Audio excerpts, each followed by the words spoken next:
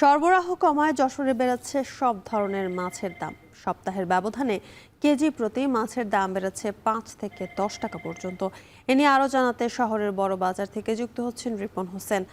রিপন, মাছের সরবরাহ কমে যাওয়ার কারণ কি বলছেন ব্যবসায়ীরা এবং কোন মাছ কি দামে বিক্রি হচ্ছে জানাবেন।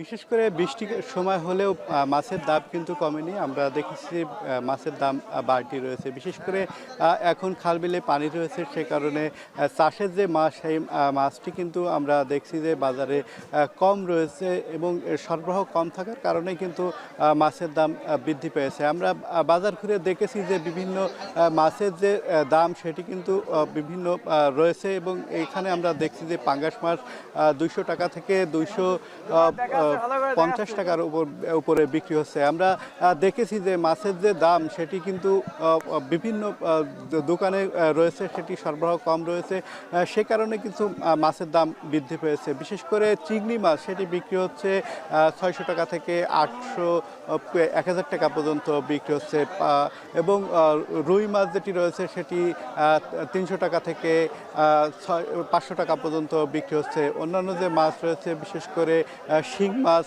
সেটি বিক্রি হচ্ছে 400 টাকা থেকে 800 টাকা পর্যন্ত কেজি এবং চাষের যে কই মাছ সেটি 250 টাকা থেকে 300 টাকা পর্যন্ত বিক্রি হচ্ছে। এছাড়া অন্যান্য যে মাছ রয়েছে বিশেষ করে ইলিশ মাছের দাম কিন্তু বৃদ্ধি রয়েছে।